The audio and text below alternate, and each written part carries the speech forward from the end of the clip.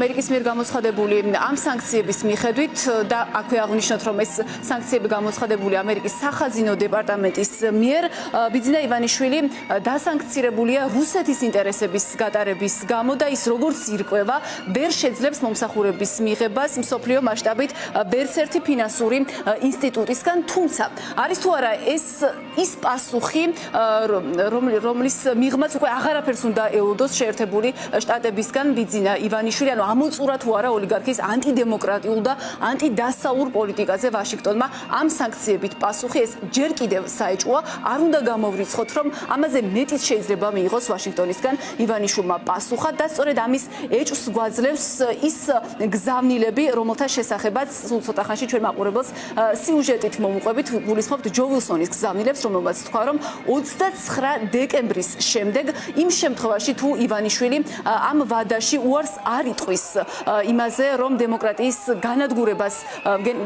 განადგურება დაასრულოს საქართველოში, ასეთ შემთხვევაში მას შეერთებული შტატებისგან ემუქრება ისეთი ზომების აპასუხოთ, რომელსაც ის ვერც კი წარმოიდგენს, ანუ როგორც ხედავთ ჯო ვილსონს მონიშნული აქვს 29 დეკემბერი იმის განსაზღვრის თარიღად, თუ რა შეიძლება გააკეთოს ამის შემდეგ ვაშინგტონმა ივანიშვილის საპასუხოდ, ამიტომ არ არის გამორიცხული, რომ დღეს გამოქვეყნებული სანქციები არ იყოს ბოლო და მოსაოდნელია, რომ 29 დეკემბრის შემდეგაც ბიძინა ივანიშვილმა, მისი ოჯახის წევრებმა, მისმა გარემოცვამ შეერთებული შტატებისგან მიიღოს დამატებითი პასუხი. ჩვენ სწორედ ამ გზავნილების შესახებ, ჯო ვილსონის მიერ გავრცელებული ამ გზავნილების შესახებ ახლა შეგვიძლია. სალომე, აი სიუჟეტს ნახავს ჩვენი მაყურებელი და აქვე მინდა დავამატო რაღაც დეტალი, ვიდრე გავა ეს სიუჟეტი, გარკვეული დეტალები, ანუ რას გულისხმობს ეს სანქციები, თანდათან უფრო მეტი ხდება ცნობილი. მთელი ქონება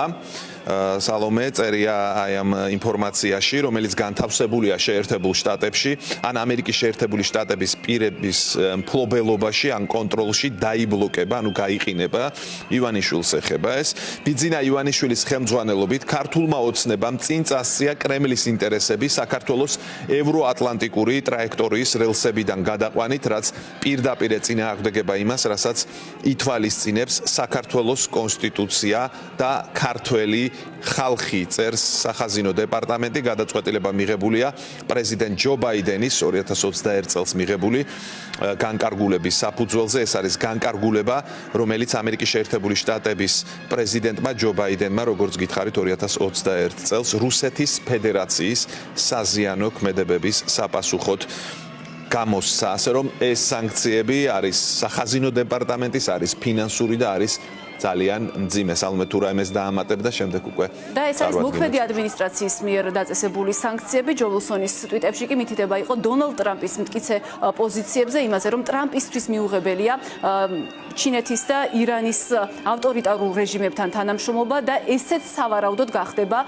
უკვე ტრამპის მხრიდან ივანიშვილის პოლიტიკაზე რეაგირების საფუძველი, ასე რომ მაღალი ალბათობით უნდა ვივარაუდოთ, რომ ეს შეიძლება არის ბოლო პასუხი, რომელიც გასცა ივანიშვილს ბაიდენის ადმინისტრაციამ, თუმცა არ არის ბოლო პასუხი, რომელსაც ის შეერთებული შტატებისგან მიიღებს და დამატებითი ზომები მას შესაძლოა ტრამპმა შესთავაზოს უკვე 29 დეკემბრის შემდეგ, თუ ამ ვადაში ივანიშვილი უარს არ იტყვის საქართველოში დემოკრატიის განადგურებას.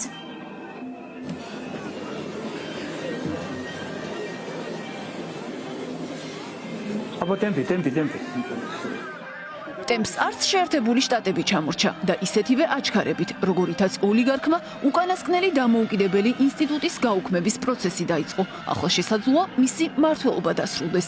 ვაშინგტონისთვის ბოლო წვეთი სწორედ პრეზიდენტად ყაველაშვილის წარდგენა აღმოჩნდა, რომელსაც ოლიგარქი 2 დღეში შესახლებას ორბელიანების რეზიდენციაში უპირებს. მომავალი კვირის ამ დროსაც პრეზიდენტი ვიქნები ქართველი ხალხისთვის. ეს არის ის, რაც ყველაზე მნიშვნელოვანია. ეს სალომე ზურაბიშვილმა დღეს ბრიტანულ პოდკასტს უთხრა. ივანიშვილის შანსი ახლა სწორედ ზურაბიშვილია. პრეზიდენტი 29 დეკემბრამდე ოლიგარქს საკუთარ რეზიდენციაში ახალ არჩევნებზე შეთანხმებისთვის ელოდება. თუ მის ვალზე ამ დრომდე არ უფიქრია, მძლავრი სტიმული ივანიშვილს ვაშინგტონიდან გამოუგზავნეს. გზავნილის ავტორი ჯო ვილსონია, ჰელსინკის კომისიის თავმჯდომარე. სწორედ 29 დეკემბერი მოუნიშნა მიიჩნევდა ივანიშვილს საკუთარი თავის და კაპიტალის გადარჩენის თარიღად. ეს პირდაპირ ნიშნავს იმას, რომ მეგობარი აქტის იქნება მიღებული, დამატებითი სასანქციო პაკეტებიც იქნება მომზადებული და ზოგადად ქართული ოცნება, რომელსაც ძალიან უნდოდა ტრამპის გაპრეზიდენტება, მიიღებს ზუსტად იმას, რასაც იმსახურებენ ყველანაირი თვალსაზრისით. რა იქნება პასუხი იმ შემთხვევაში, თუ ივანიშვილი დემოკრატიის განადგურების გეგმაზე უარს არ იტყვის? პირველი ტვიტით უილსონმა რაღაც წარმოუდგენელი დაანონსა, მალევე გავრცელა მეორეც, მესამე კი მიმანიშნებელი შეკითხვით დაასრულა. რატომ გადასცა საქართველოს დიქტატორობის მომლოდინე ბიძინა ივანიშვილმა ანაკლის ღრმაწყლოვანი პორტის განხორციელების კონტრაქტით დასანქცირებულ ჩინურ კომპანიას? ბიძინა, მზად ხარ სანქციებისთვის? ამ ტვიტში უილსონი არც მხოლოდ ტექსტით დაკმაყოფილდა და დახატა კიდეც. გზავნილი მკაფიოა. ამერიკისთვის არა მხოლოდ დემოკრატიის დასამარებაა მიუღებელი, არამედ ოცნების რეჟიმს, არც მის მოწინააღმდეგე ჩინეთთან მოკავშირეობა ებადიება, რომელსაც სტრატეგიული პარტნიორობაც გაუფორმა და ანაკლის სპორტიც ჩააბარა. ჩინეთთან ერთად ოლიგარქს ირანის სიყვარულიც გაუხსენეს, სადაც საკუთარი პრემიერი ამერიკის განადგურების მსურველების შეკრებაზე გაგზავნა.